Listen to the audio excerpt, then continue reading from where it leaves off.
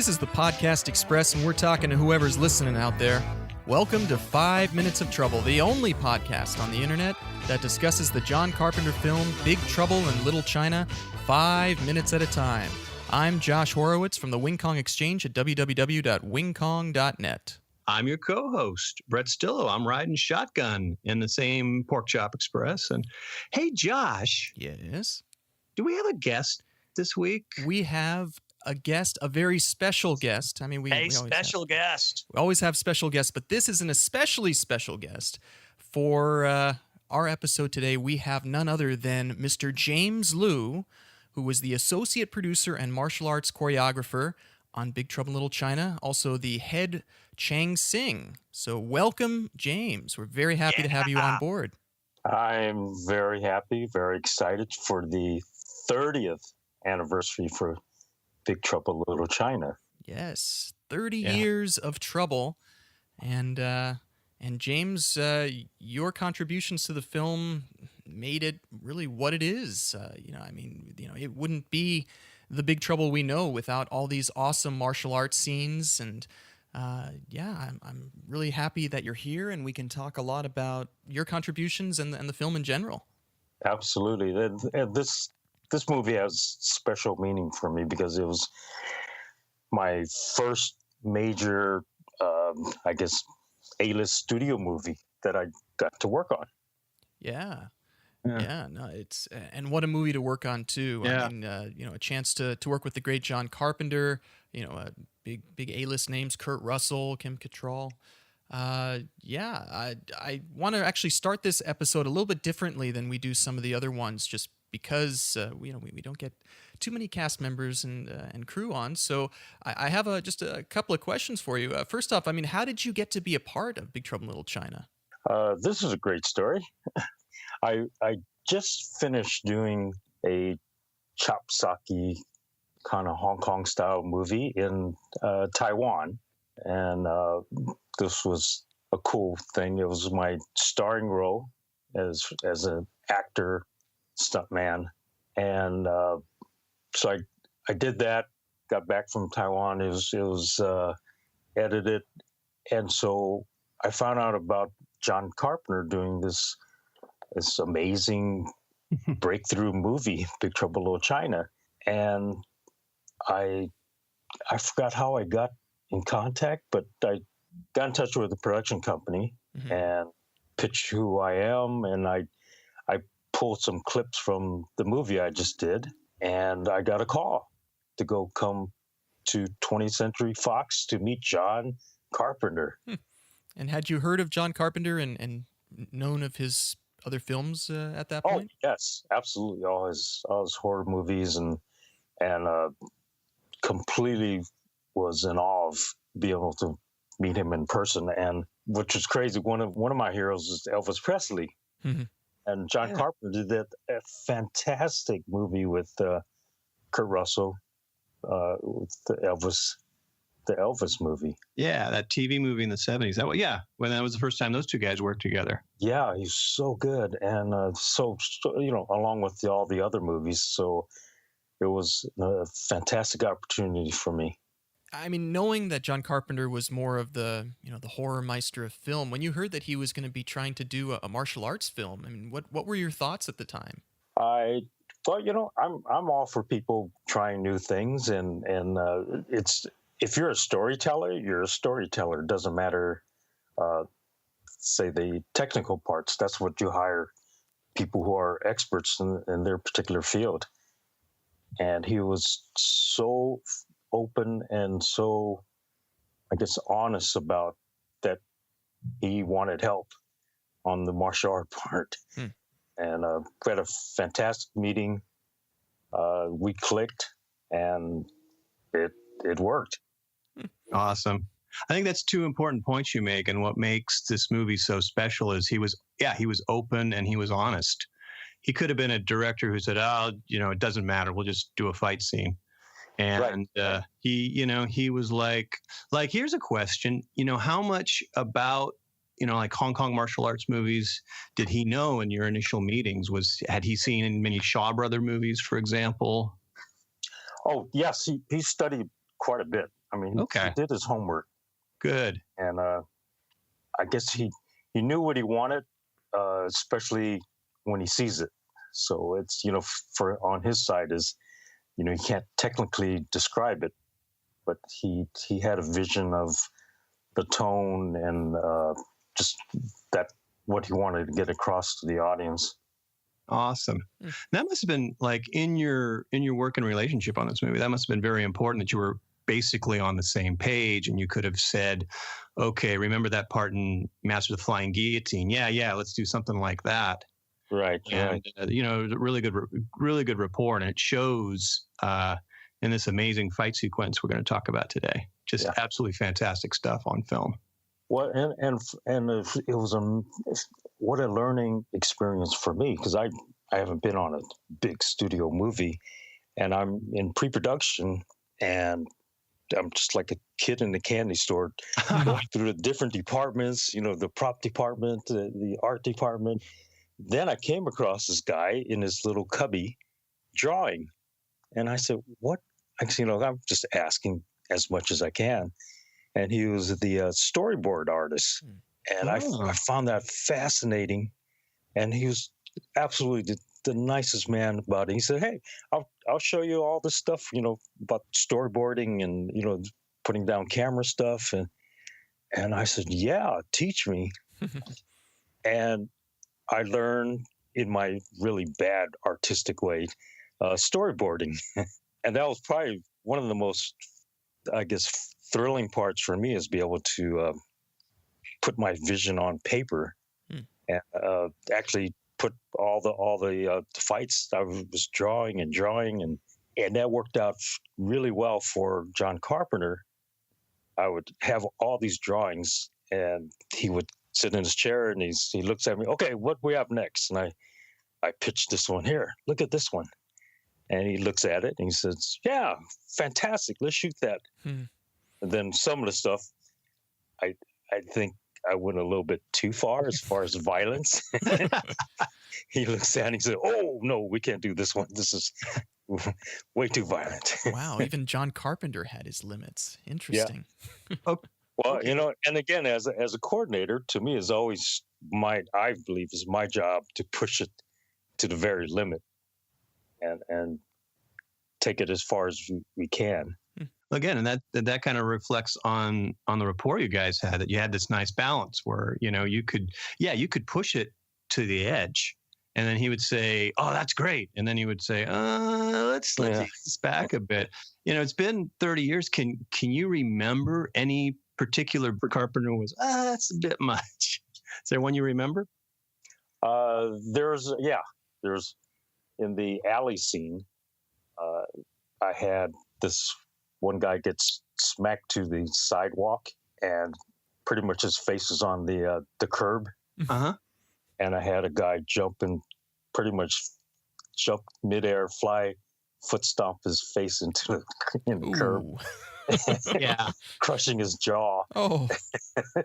So I said, "Oh, okay." I'll save that for something else. Say it another time. But yeah, dude, you grossed out John Carpenter. Yeah. That's pretty. Oh, his face. He just went, "Oh." Oh, wow. I mean, there are a couple of scenes during the alley fight where it's all bloodless violence, but like there's one where the guy's wrist snaps, and you see that. Yeah. I mean, it's some pretty intense stuff. I think in the German release they actually cut that part out. Oh. Yeah. Okay. Yeah.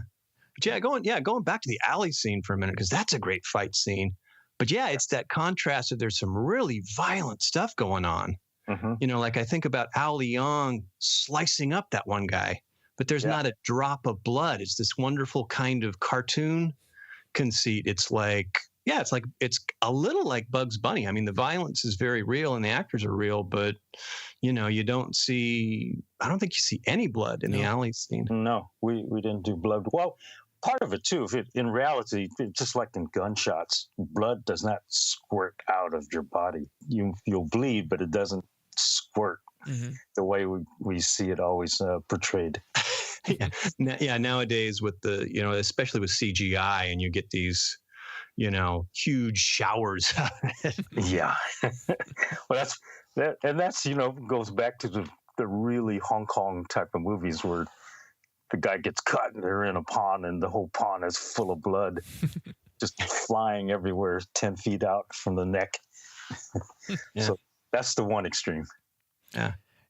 James, going back to your first meeting with John Carpenter, I was reading through, I actually have a Big Trouble in Little China press kit back from the 80s, and they make sure to mention in there that this was one of the first films, American films, that actually had, I guess, all three people who were involved in martial arts. They were Asian Americans. And I'm talking about Jim Lau and Kenny Endoso. Jim Lau was the associate producer, martial arts consultant, and Kenny Endoso was a stunt coordinator. I believe he's the one who also eats the fish head when they're in the Wing Kong. Kenny. Yeah. So my question is, well, what were their roles compared with yours? Did you get to meet them when you were brought on the project, or did you have a role in bringing them on? No, they're hired, I think, after me. Mm-hmm. But I already knew those guys from just stunts. I knew Kenny from doing just in the stunt business, but also Jim Lau purely from the martial arts community. Hmm. He was an extremely well respected Wing Chun master. Hmm. And what were their roles compared with yours? Jim ended up doing a lot more on this side of the making sure the language is correct. Maybe some of the dialogue concerning the martial arts and things like that. Kenny was much more responsible for doing things like people putting them on air ramps for the explosions, that type of just purely stunt stuff. But I pretty much was responsible for all the choreography. Yeah, according to the press kit, Carpenter asked you, Jim, and Kenny to go for broke in creating the fights. And so my question is, what sort of preparation went into creating those sequences? You mentioned that you worked with a storyboard artist, but yeah, how do you prepare for these scenes? Pretty much, I went on the sets. I sat myself on the set and just kind of imagined and put together everything. I throw a punch and then I move to the other side, get hit by the punch. So wow, it's one of those kind of self-inflicted choreography. Wow. So you were playing both opponents, like and acting it. I would love to see that. When you're doing a fight scene now, do you still is that still a technique where it's like, you kind of go back and forth and play out both roles? Yeah. And it's pretty strange, but I got so used to working pretty much by myself that I think I feel more comfortable doing that. Cool. I mean, in this fight scene, your technique definitely shows because, what you have are these great, it cuts back and forth. Everybody's got a fight. Everybody's got a scene where they're doing something. Mm-hmm. And it's great how, we get to see multiple fights going on. We're cutting back and forth. And you've got so many great little bits. To me, it's actually easier to do. I kind of refer to as more of a montage type of fight scenes. Yeah. A one-on-one, to me, it takes a lot more time and planning because you have to have the continuity with the fight because you can't cut to something else. Mm-hmm. Yeah. And I think it makes it more exciting. I mean, one thing that, like I said, works in this fight scene is like we get Egg and Lo Pan, and then we go back and see what, how's Rain and Wang doing? And it just back and forth and back and forth. Mm-hmm. And it kind of shows, while this was a big budget movie, you had a guy like John Carpenter who knew how to work with a small budget. That could have been like a huge, elaborate, 3-month long money guzzling battle. But in a lot of ways, economical. It's like, well, let's just show this corner and let's just show this corner and things keep moving. And I think it's a testimony to you guys doing what could have ended up to be a huge, expensive fight scene, very tight and economical and a lot of fun. Right. Which leads to the question for the big fight scene, this big climactic fight scene. Do you recall how much time you had to set up for it in pre-production, and also roughly how long did it take for you guys to shoot in that room? Pre-production for that fight scene, I would say I had about a week on my own. Yeah. And then, and this is credit to hiring talent, as in hiring the best actors you can get. Then you just give them the dialogue and they can just spit it out easy. Right. So the same thing of hiring really good martial artists, and to make it clear that they are movie martial artists also. Right. So these guys, I can say, oh, here, this is your 3 moves, this is your 4 moves. Walk it through, and we can shoot on the day. Very cool stuff. Yeah.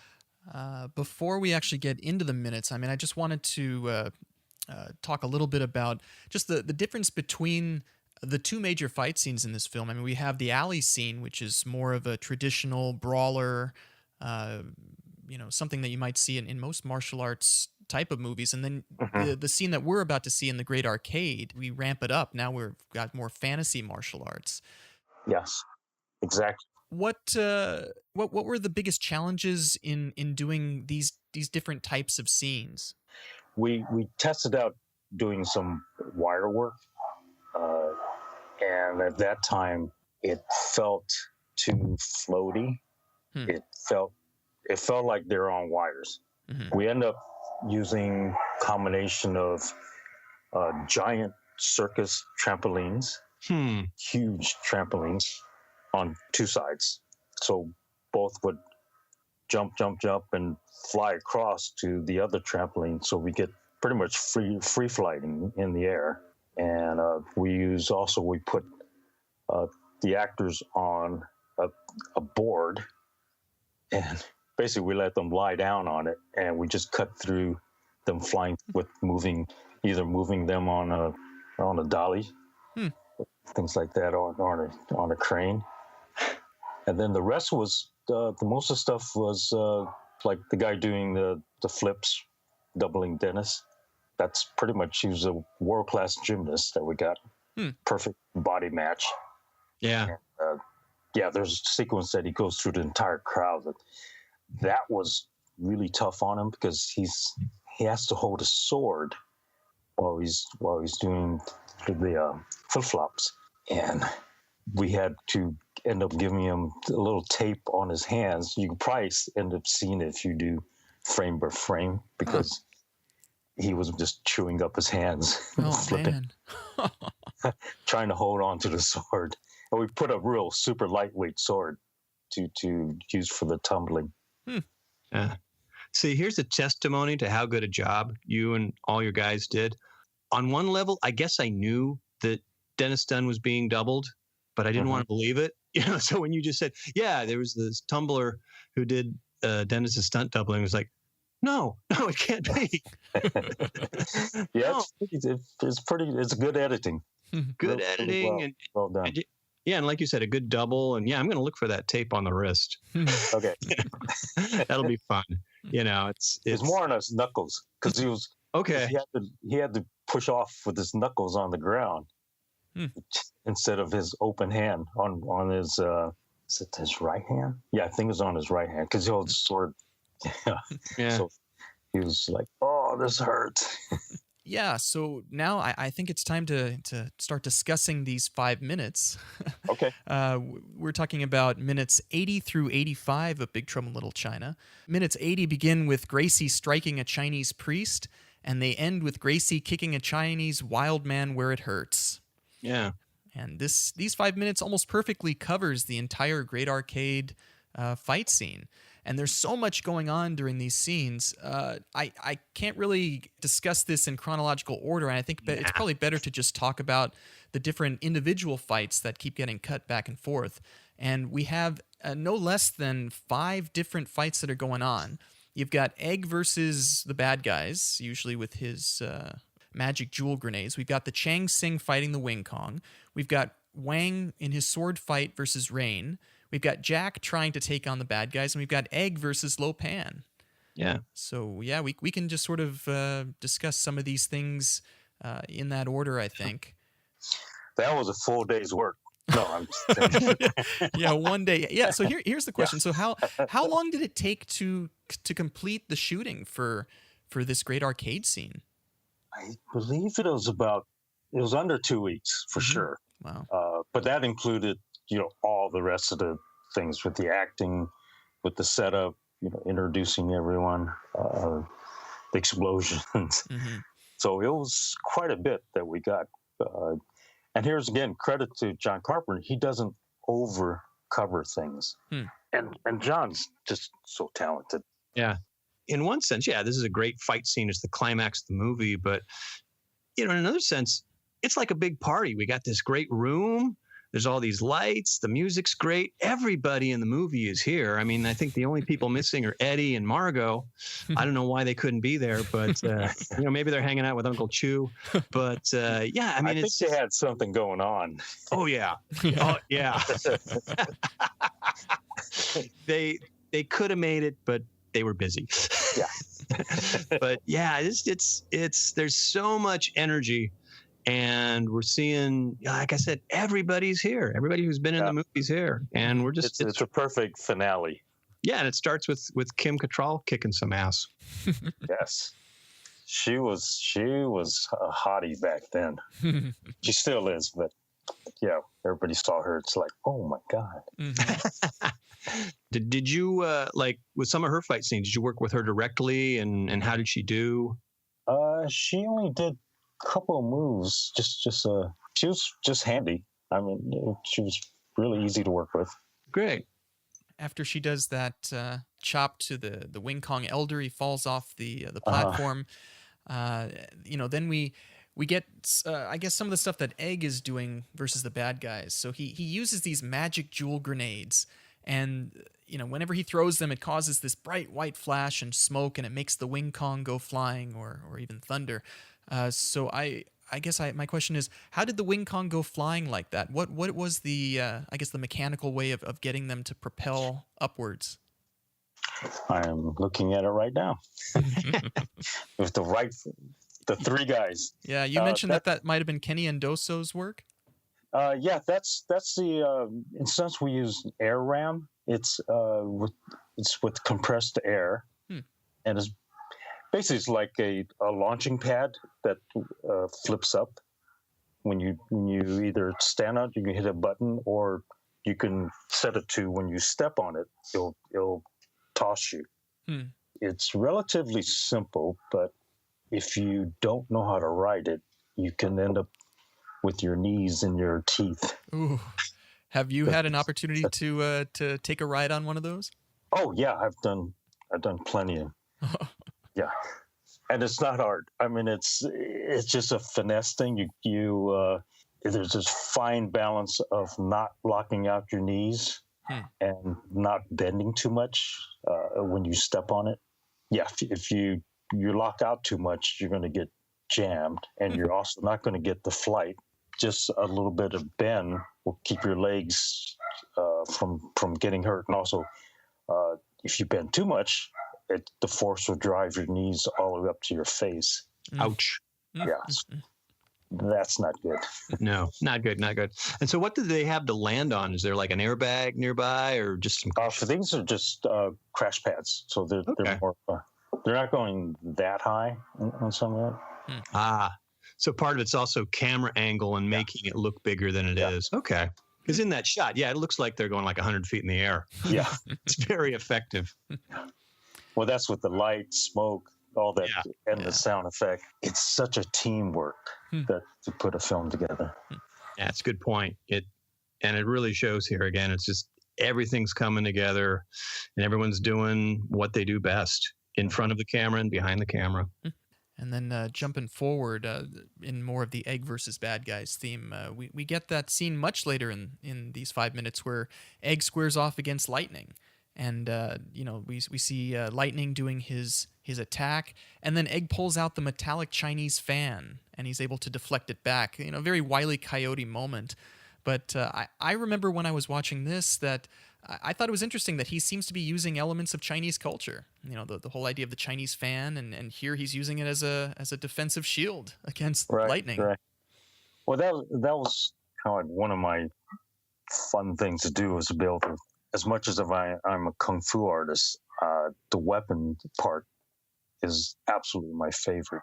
And I got to squeeze in a lot of different weapons into this movie, from the storms to the action.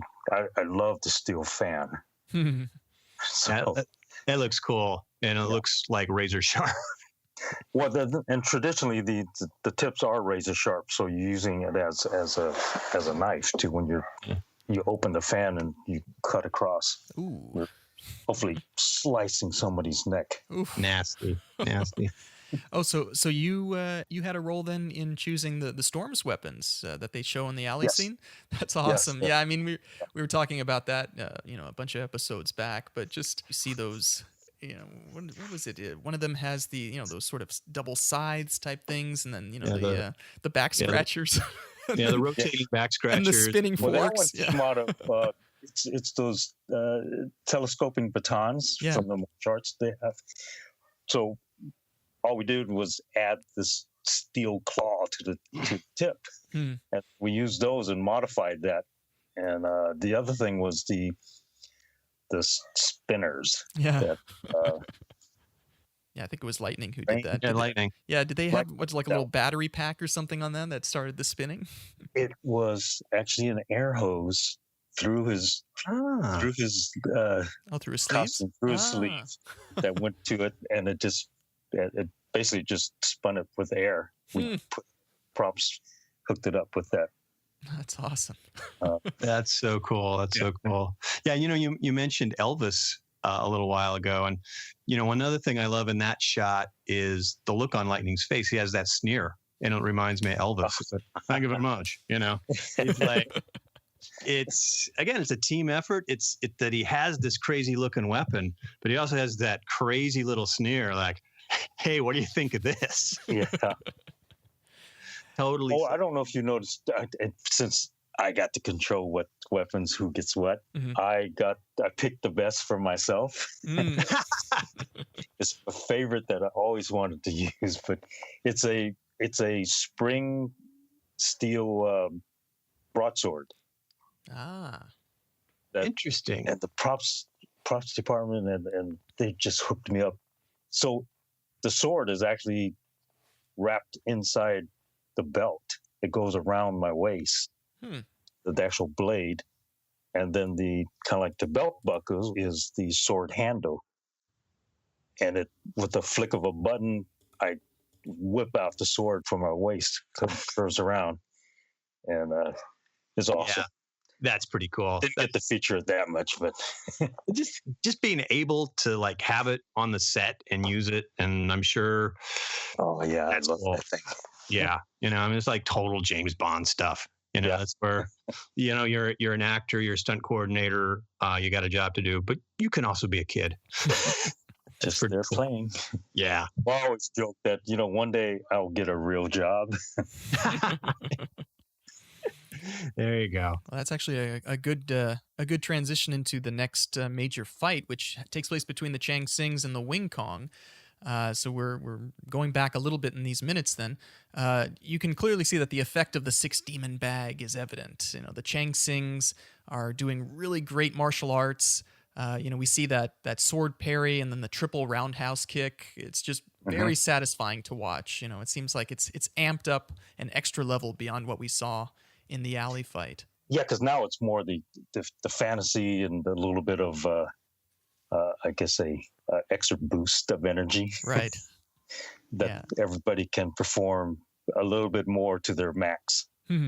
There's the fun thing that Dennis Dunn runs across the arch, runs up and over. Yeah. Yep. Yeah. Because when I first pitched it, I said, we can do this, but it's going to be expensive. So I pitched it to John Carver, and I said, I know it's going to cost some bucks, but this could be really cool. And he okayed. He said, yes, just make it happen. Oh, that's great. Yeah, how was that circular wall running trick done? I mean, it looks like very clean editing, but I'm just curious how you set Yeah, that up. there's two pieces. We had the double do the run up. He got it pretty high. Of course, there's a pad on the ground, so he can just. I think he got almost 3 steps going up up arch on his own, and then he basically falls back because he can't defy gravity. And they built an entire arch exactly like that, and we put that on the ground facing up, so you can run over it. So now it's on the ground rather than up vertical like that. Ah. And then we hung a stunt guy on a wire upside down, so everything was reversed or upside down. Basically, just magic of editing. Put the two pieces together.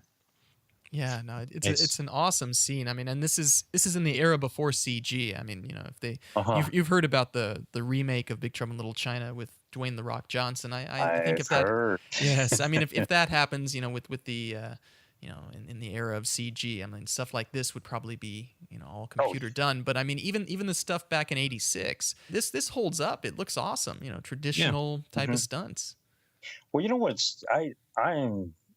As much as I love a lot of the superhero movies, it starts to become almost like you're watching an animation because of the CG work. And I think it takes the heart out of it, because I guess you somehow sense there's not really a real person flying through the air or getting crushed or getting just slammed into a building.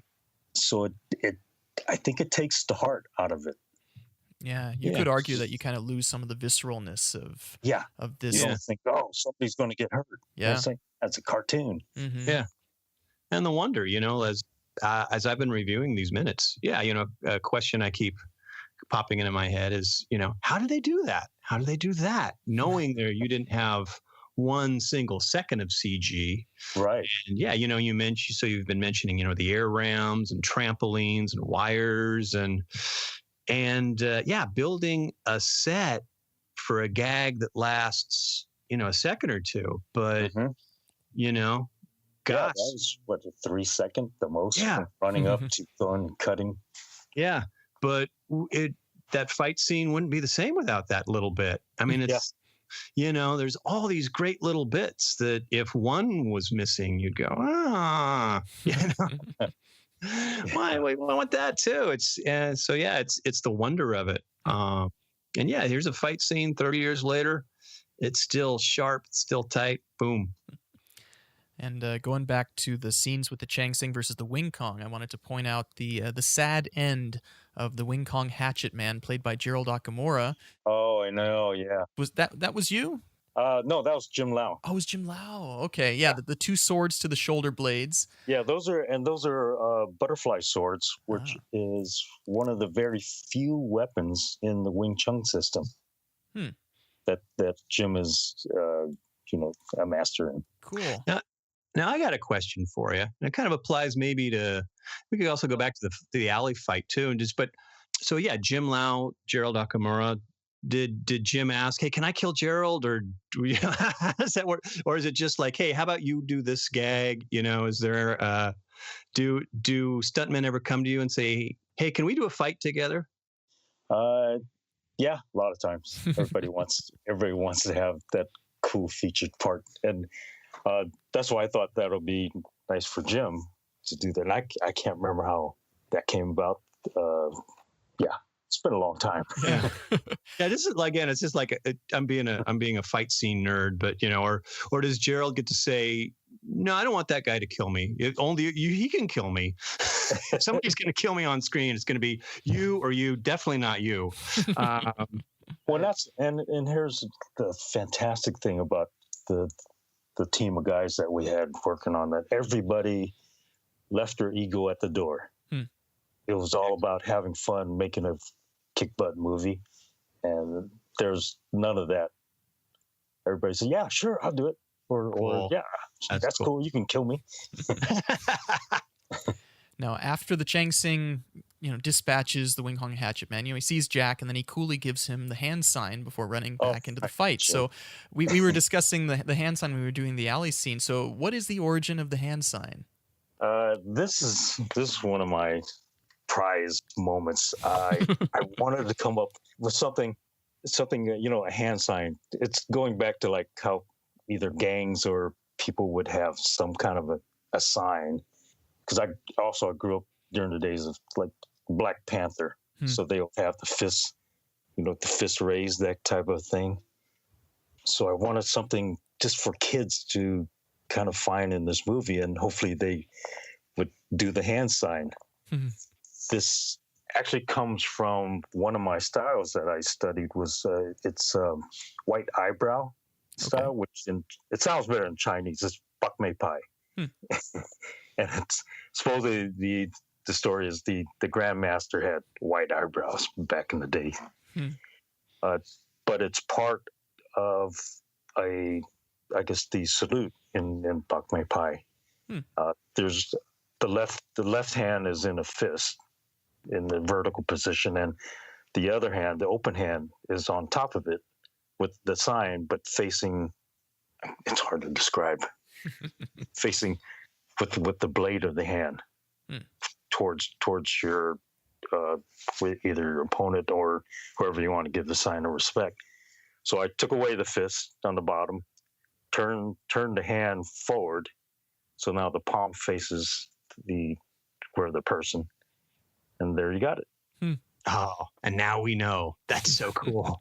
Yeah, and you heard it here, folks. it's fun too. Sometimes I meet fans of Big Trouble in Little China, and they love and give me the hand sign. Oh. That must be so cool to get that from like young fans or like young stuntmen starting out, and they give you the salute. That's gotta be so cool. It's the secret handshake of Big Trouble in Little China. Yeah. And I love what Kurt Russell, his reaction to the hand sign. Yeah. Just like, yeah, right. But then at the end of the movie, he does it himself to Wang. Yes. So he's on board too, which is cool. Yeah, and I have the highest praise being able to work with Kurt Russell. What a gentleman! What a talent! And just a real person. Mm-hmm. Oh, very cool. Yeah, very cool. Moving on from there, we do get the honorable sword fighting end of Wing Kong Hatchet Man, played by Al Leong later. Was that also Jim, or was that you, who dispatches Al Leong? Oh, I think that's me. Okay, yeah. Oh, because I wanted to pay back, because in the alley. Yeah, that's right. He took you through the window.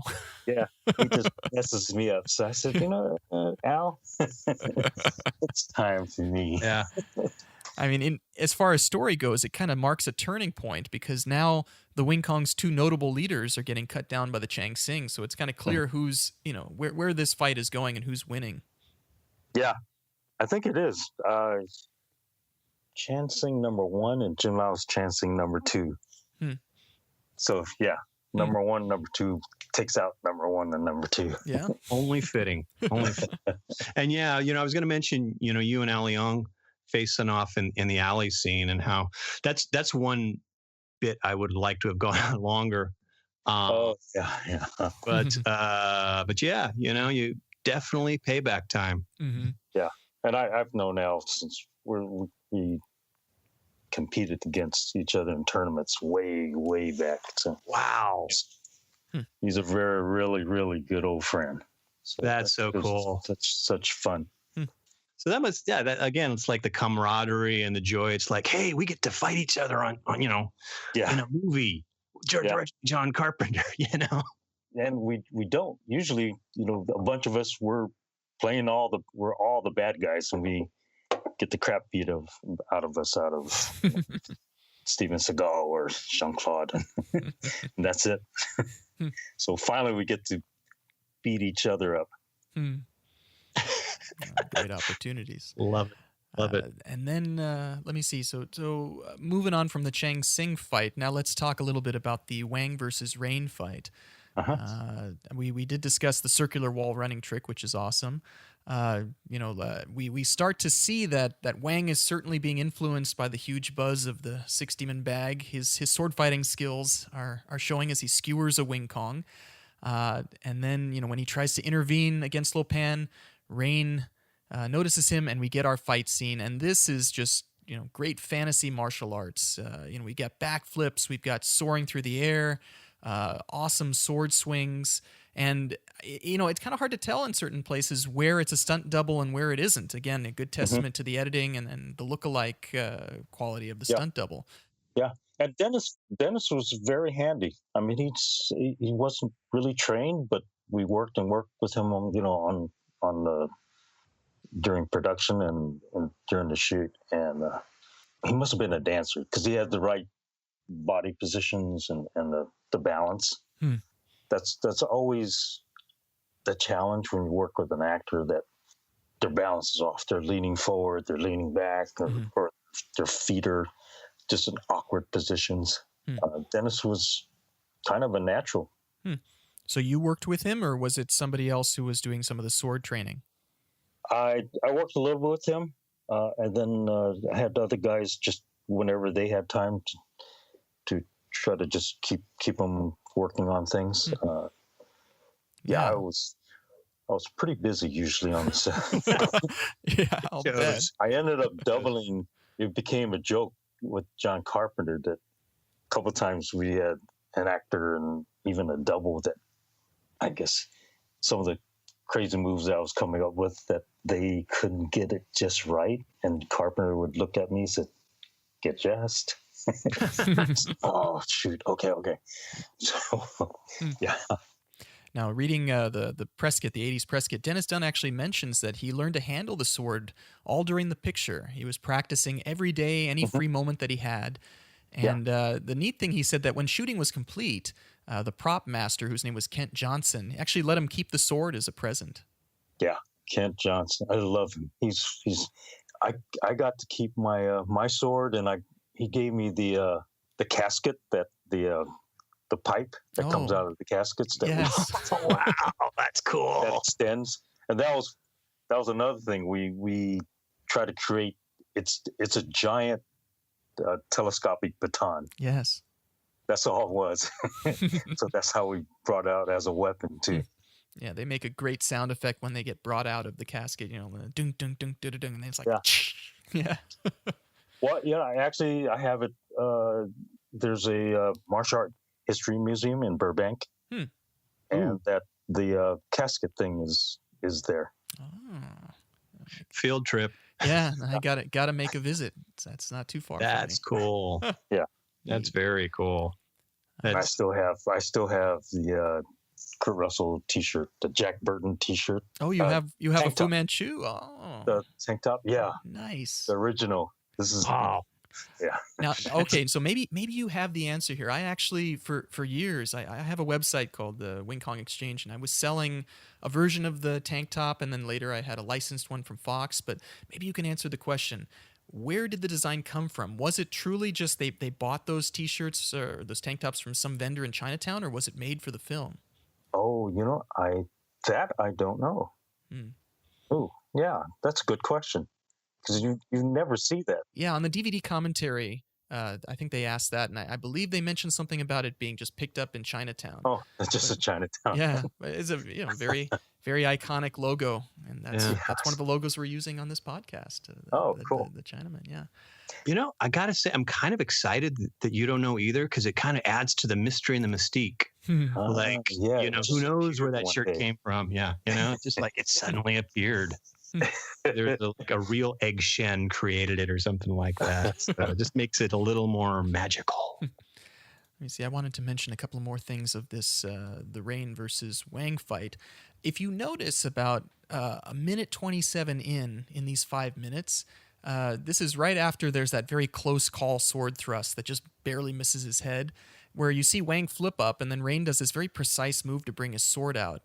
If you look carefully, his arm sort of ends unnaturally still. I'm wondering, was that sequence played backwards? Which part? I'm trying to load up. This is right after when the sword barely misses Wang when he's like on the floor, And then Oh yeah, yeah, it looks like that was done reverse. I wonder if it was. yes, Yeah. we figured it out. Yes. Excellent. Well, All we Josh. wanted it really close to his head, Mm-hmm. and no matter what fake weapon it is, if the tip, smashes or Oh. thrusts to your lead actor's head, Mhm. it's not good. So yeah, it was a run in reverse. Yeah. Nice. Whatever it takes. Mm-hmm. Whatever it takes. Stuff works if it's just a quick shot. Yeah. It's a Sometimes split people- second cut. Yeah. Mm-hmm. Yeah, when you hang on it too long, or it's the old from horror movies that the head's rolling. Mm-hmm. A second, 2 seconds the most, but when you see it for 5 seconds rolling, you see like, fake head. Yeah, exactly. Don't give them the time for their brains to process it. Just split second and move on. I think the rule is just enough for them to say, "Oh, Yeah. that's it." Yeah, just the jolt. Yeah, it's exactly. And James, you mentioned, again, using the air rams and putting the actors on boards. And I'm imagining, this is in this fight scene with Rain and Wang. That's what's going on. One of my favorite bits is, they're sword fighting in midair. Yeah. As they're kind of they're flying across the room, bam, bam, bam, bam, bam. Yeah. So I'm assuming, and again, there's no CGI, but that scene totally works 30 years later. And I imagine, you had them, mounted on planks or something, and you're just kind of literally moving them through the air. Yeah, it was a combination, and then a little wider shot that they're actually flying through. Mm-hmm. So it's just to get that 1 second shot, and go. Boom. Both of them have to get the timing too, to get in the midair and make that little quick contact, and then that's the shot. Yeah. I just have to tell you that I'm remembering now when I saw this for the first time 30 years ago and seeing that bit, them flying across the room, parrying and thrusting with their swords, and it blew me away. I was like, that's so cool. They're flying and fighting. That's amazing. I know. So that was, I guess, the first of a superhero movies. And is that a staple of Chinese cinematic martial arts, the whole wire fu type thing? Yes. Mm-hmm. And that's exactly what the finale is. It's a huge tribute to Hong Kong movies, kung fu movies. Yeah. Yeah, like the fantasy kung fu movies that the Shaw brothers were doing in the 70s. Mm-hmm. Those movies had great sets too, and you guys really, it's a tribute to Hong Kong filmmaking, and so just so much good stuff going on here. Like I said, I'm nerding out. and the end of that battle is awesome too. I mean, after all those jumps, the sword fights in midair, Wang is defenseless, but then he lets that sword fly, and Rain gets impaled, gasps, and then flies and explodes in a bright flash into that statue. Just awesome ending. Yeah, he's like an airplane. It's like, he turns into like a fighter plane. He just boom. Yeah, and it's so well. To me, I love the editing on that. I mean, it's just tight enough that you can still see what's happening. Yeah, and also what I love too is this was before the days of the close-up shaky camera. Mm-hmm. Yeah, I'm almost, when I watch some of this stuff, I feel like you don't have to choreograph anything. Just get actors, just move around. Yeah. So it's totally not what you see. No, it's but yeah, meanwhile, like I said, this is a 30-year-old fight scene. It's as good today as it was then, and you guys had everything mounted down on tripods or on dollies, and it's everything's, like you said earlier, framing. It's framing, and quick cuts. It's and that's another tribute to the fantasy Hong Kong martial art movies, is the Asian audience really looks at not just the violence, but also the beauty of the movement. Yeah. Similar to like how would you watch a ballet movie here? You want to see the full movement. You don't want to see somebody doing a ballet move and you just see their face. What's the point? Yeah, it's not just, he kicked that guy. It's the technique. It's how he kicked it. It's you said the core. The beauty of it, the choreography. It's oh, he did a spin and came here and landed there. And maybe someone was born out of having an actor that really can't do anything, so you do have to come tighter. You do have to use the camera to hide how awkward the guy is moving. Yeah. That brings up a point, and I don't know if I don't want to get too far off track, but Victor Wong, his scenes in here, he doesn't actually ever hit anybody. No. But his gestures when he casts a spell or uses a weapon, he's got these great fighting positions, and you really get a sense of, he's casting a spell, but he's got skills. And I don't know, did you or any of the other stuntmen work with Victor Wong to kind of get a sense of we kind of talked through concepts and just certain movements, and a lot of that he really brought his own game with that. Yeah. He was such a good actor. Yeah, it definitely shows here. Yeah. Just, simple, like I said, simple things like when he's casting a spell, and one in particular, we might be getting to that soon. So we'll keep rolling here. But. Yeah. Okay. Actually, I want to move on to Jack versus the bad guys. And that's sort of an interesting contrast from all the wire fu, all the fantasy attacks, because now you've got Jack, the white guy, the everyman in the situation, and how he deals with it. It's interesting that he got knocked out in the last minute. He was actually out for about 30 seconds. Very different, I mean, this is a movie where he's not the main hero. I mean, he is the sidekick. It's Wang who is really the hero of this. Yeah, he's the guy that saves the day, even though Jack Burton thinks he's saving the day. Right. Yeah, I mean, I wonder how many films out there had the action hero get knocked out prior to this movie. And there's two instances. I mean, yes, he got knocked out there, but then later, with the ceremonial guard, he's going to be out for a good minute and a half, incapacitated on the ground. Yeah. Well, what really plays for me is that as for humor, and this is coming from Jackie Chan, who is king of putting humor into his action, is that it's always the situation. It's not like Jack here is really stupid or really physically unable. He's just wrong place, wrong time. Yeah. Banana's on the floor. He just who put that banana there? Yeah.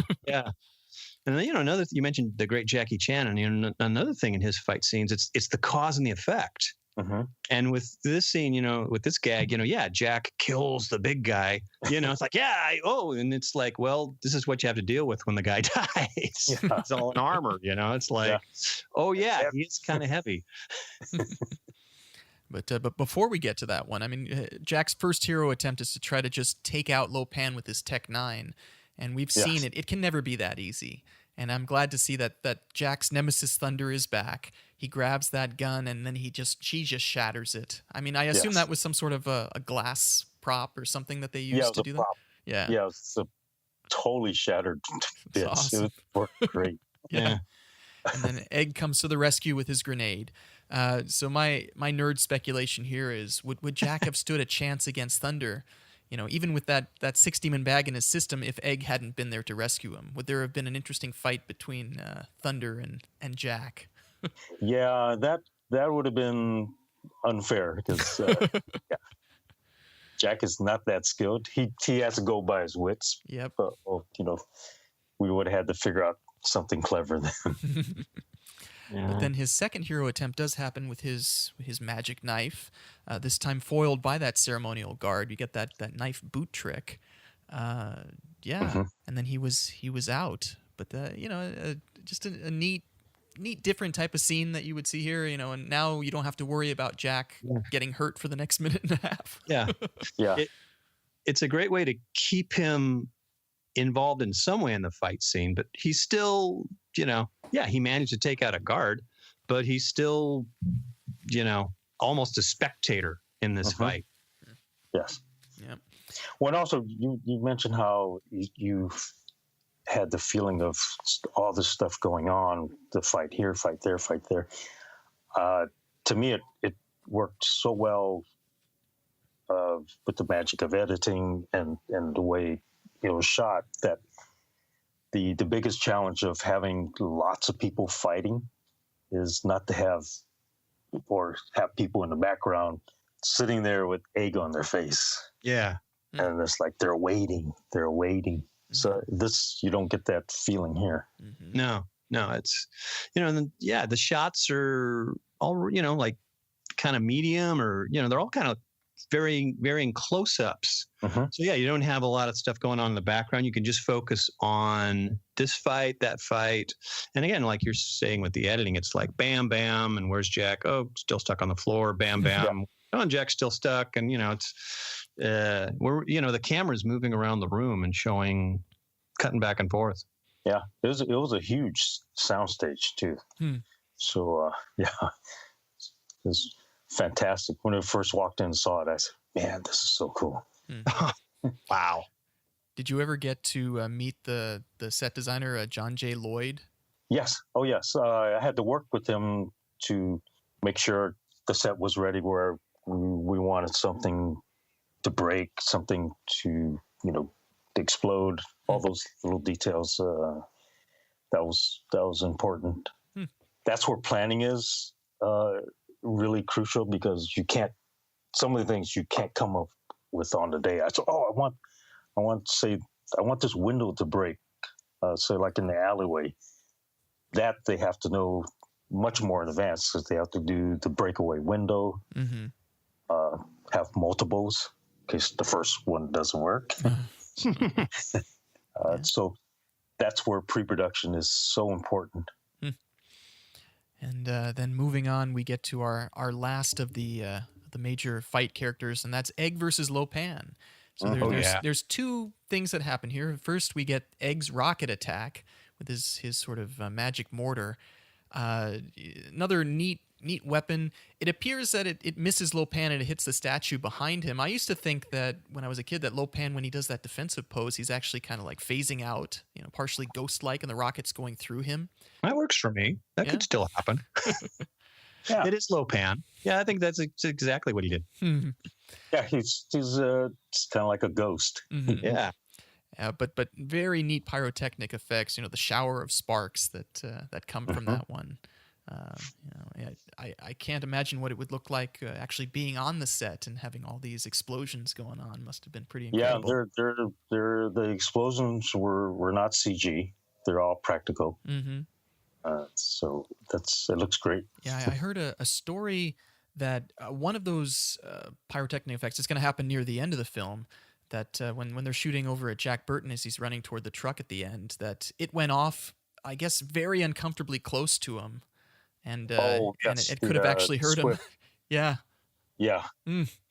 It's a timing, because the effects guy, he has basically a button that is wired to, and he watches as Kurt Russell runs just past it. You got to hit it, but he hit it right when he ran past it. I was like, whoa! But it looked great. Yeah. But it's not going to hurt him on the skin. The only things you always have to be careful about is with the eyes. Ooh. If the spark gets in your eyes. And he was safe. Yeah. I mean, he's already passed it. That actually brings up a question. I mean, with all these fights going on and all this pyrotechnics, I mean, were there people that got hurt? On the sets and stuff. Was it an issue? No, we didn't have. We had a perfect record. Wow, that's awesome. Just a little black and blue, but nothing. And that's part of my feeling is, as a stunt person, I can say you might get hurt, but you're not going to get injured. You will go home black and blue, but that's part of your job. Badge of honor. You want to show you have a couple of bruises. Yeah. Shows you were working hard. This is full contact. This is like, you go out and play, football. Heck yeah, you're going to get smashed. Yeah. But, that's the idea, is to be able to walk home on your own. Yeah. And then we get to the famous Lo Pan versus Egg magic duel. Yes. My note about this from a story perspective is that Lo Pan comments that it's peasant magic. And we were talking before about how Lo Pan, I guess he was supposed to be like a king and a warrior. So, he has disdain for commoners like Egg Shen. He feels that he's royalty and, he's got his magic. And, then he does his crossed pinkies and he shoots the green laser. Egg raises one of his jewels and he shoots the pink laser, which appropriately, it seems to match the green and pink neon accents that we see in the Chinatown decor. Color coordination. Yeah. Very Yes. But neat concept. I mean, you got these ancient warriors in silhouette. And I assume that was filmed, just separately, and then Yeah, you we composited. went to shoot that on almost after principal photography. So this was on a green screen stage with just two stunt guys in killer outfits on a platform. Yeah. Were one of those stunt guys you, or were you one of the guys? I just stood behind and watched. Okay. Yeah, it's also a cool, reference to the video game craze of the 80s. Yes. Because in one sense, it's Egg and Lo Pan playing a video game. I think they're playing Mortal Kombat or something like that. Yeah. And that was Carpenter's thought behind that this was really like a video game. Yeah. Yeah. James Hong mashing his thumbs, bending his thumbs as if he's pushing buttons. Yeah. Yeah. Such a great fit. And I feel this is James Hong's absolute best performance to date. It's so good as playing multiple characters. Yeah. Here's a question. Since you were on the set, it looks, or the energy you get from James Hong is he's having the time of his lifetime. He's just like having a best old time. Was he having fun being Lo Pan? I mean, imagine there was a lot of work with makeup and stuff. But 8-9 hours in the chair we were hearing to get the makeup done. Yeah. I never heard him complain about anything. He was, I think it's just what a great chance for Asian actor to have a role like this. Yeah. Yeah, and to wake up every morning and say, I am the master of the universe. Yes. I am Lo Pan. Yeah. And he's not all evil. You think about it, it's he's got his challenges. Yeah. He was just a guy who wanted a girl with green eyes. Yeah. There's nothing wrong with that. We've talked before. He has his tender moments, and there's a few moments where this kind of actor James Hong is. He makes you feel sorry for Lo Pan a little bit. So you really do. And I love the scenes with Jack and Lo Pan when the first time we met. Oh, it's just the verbal jousts. Yeah. And and just something I mentioned earlier at the end of this magic fight. Again, they actually aren't. There's no physical contact, but Victor Wong just has that great, like he punches the beam. Yes. He totally sells it. Yeah. It's like something out of a Popeye cartoon, just like pow. Well, that's going back to I guess the thought of the higher level of martial arts. You cultivate this internal power, the chi, and this is what the ultimate fighters use.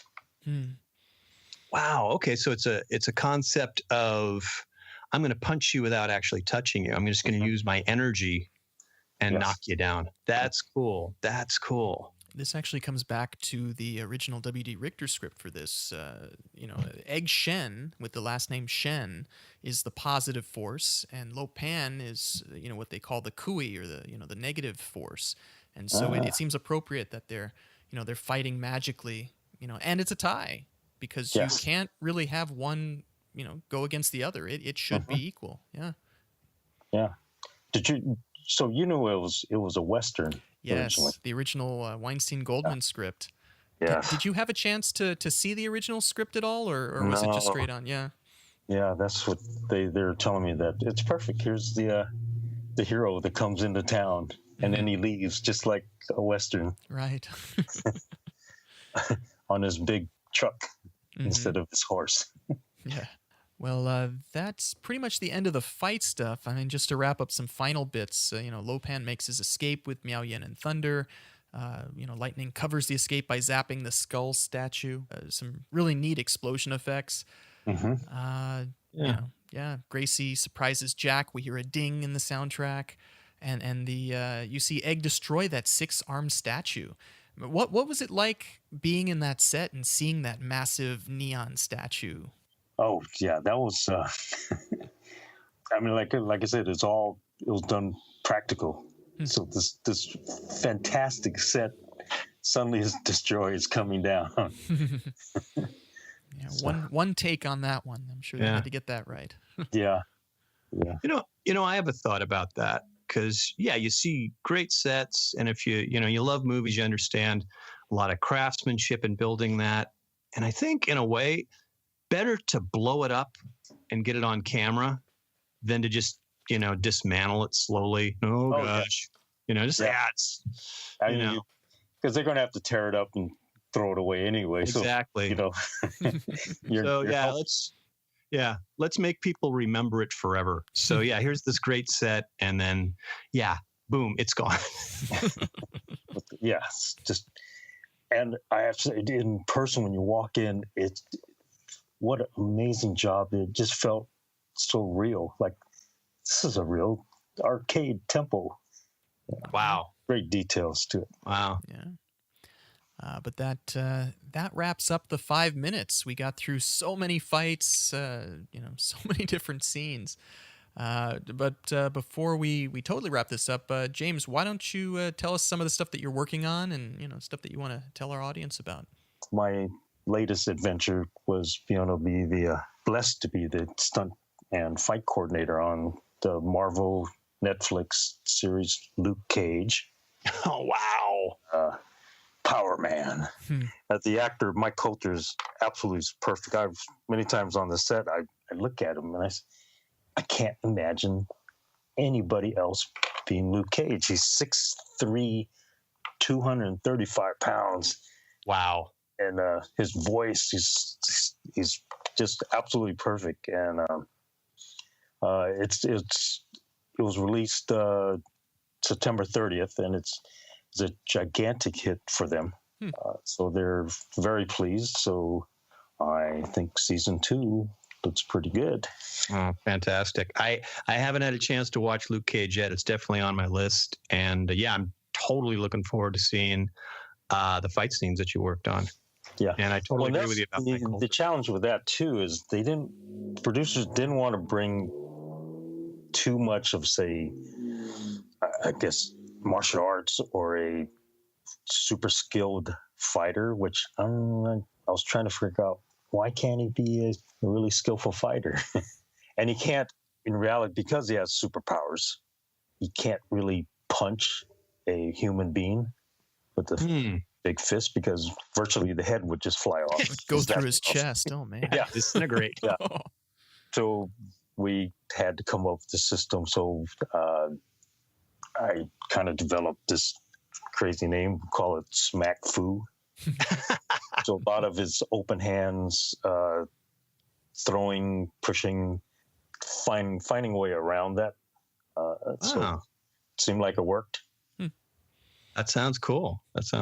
Smack Fu. Yep. And Brett, you mentioned that former guest of the show, Dennis Rule, was also on this Power Man. No, he worked on Iron Fist. Oh, Iron Fist. Okay, that's another Marvel property. Okay. Yeah, which is all part of the Defenders series on Netflix, which I imagine it's all going to tie together. But it's a fantastic. What I really got from working on this was the entire Marvel universe. It's really one, so everything links together from one character to the other one, from Daredevil, Jessica Jones, Luke Cage, Iron Fist. So what happens in Daredevil has to basically, what happens, somebody gets killed in Daredevil and we see them, they can't be in anything else. Now it's very cool how they're creating this, this elaborate storyline with all these shows. Yeah, and so much credit to them. First, I didn't realize how difficult and why they're so detailed and protective of what happens, because it will affect something from this point on. So if it doesn't go with storyline or characters in the future, you can't do something like that. Yeah, it's like a storytelling where you have to be like 2 or 3 steps ahead of everything, and to kind of be with all the different showrunners. Like, yeah, what are we doing with this character? Right. Yeah. But yeah, I'm looking forward to seeing what happens with the rumor of Big Trouble in Little China with The Rock. Yeah, Dwayne Johnson. Yeah. While we still have you, I mean, what are your thoughts on the remake?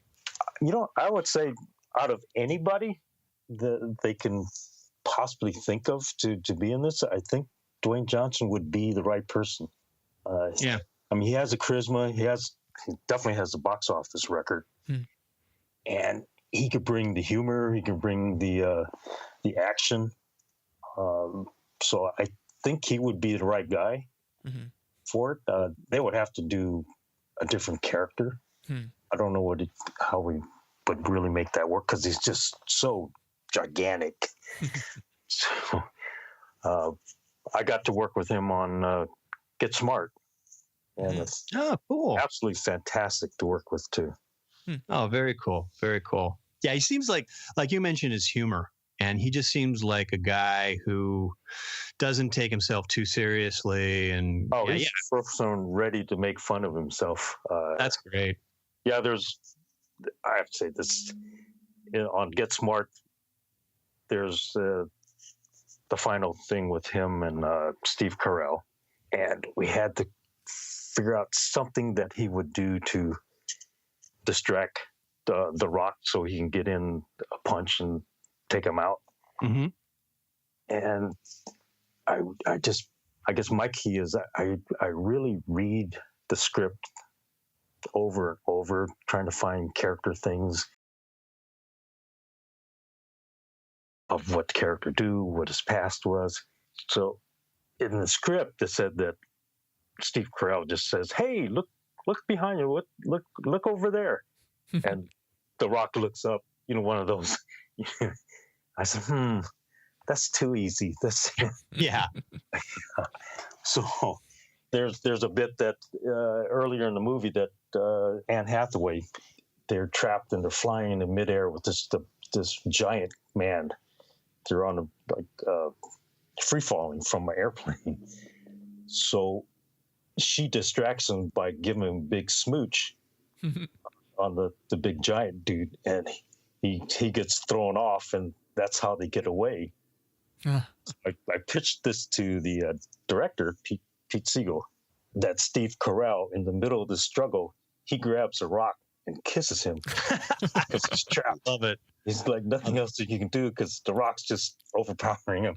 Kisses it, then the rock just goes, "What?" And then that's where he knocks him out.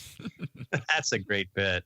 Oh, and the director loved these, but I got to run this by the actors because they got to do the kissing. So, and this is credit to Rock. He was so game for it. He said, "Yeah, that's funny. That's going to work." And that's great. They did it. And on the day we shot that, I'm riding along the car on the top of the roof on a sideboard and just watching for the fight moves and stuff like that. And I'm probably 6 feet from their faces, and they do the kiss. And it was longer than I was even comfortable. Like, I could hear the Rock going like,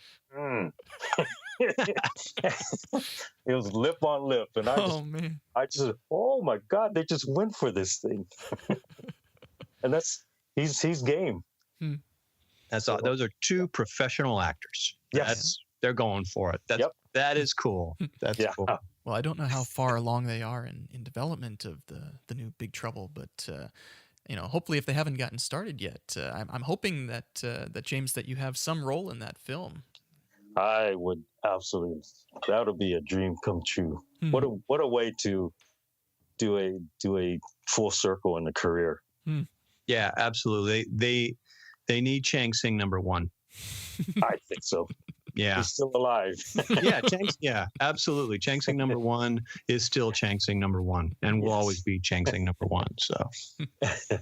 Well, James, thank you so much for taking the time to talk with us about these 5 minutes and about your amazing career and your experiences working on Big Trouble in Little China. This is going to be a treat for Absolutely our my fans. pleasure. Yeah, this has been so much fun, and Yeah. I got to say, I could talk another like 2 hours. I think this has been just so. Like I said, I've been nerding out for the past hour or so. Oh. Yeah. Well, if you want to do the alley fight one day, that's a lot of stuff there too. Yeah. Ooh, yeah, love it. And yeah, I love how you came back out through the window.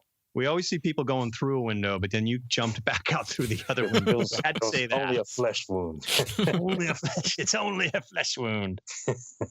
Yeah. So again, thanks for being on the show. It's been great. Yeah. Okay. Everybody Thank should you very remember much. that, this is the 30th anniversary of Big Trouble in Little China. There are actually 2 books that are going to be coming out. If you're interested in hearing about some of the behind the scenes for Big Trouble in Little China that we were talking about here, there is the making of Big Trouble in Little China. The book, it's going to be out. I believe you can get it on Amazon. There's also the art of Big Trouble in Little China that's coming out soon, and a series of comic books. So the Big Trouble Renaissance has returned, in addition to this podcast. So please check them out. Also, for our final plugs, please make sure to visit us at 5minutesoftrouble.com. You can check us out on Facebook at 5 Minutes of Trouble. We're on Twitter at 5 Minutes Trouble.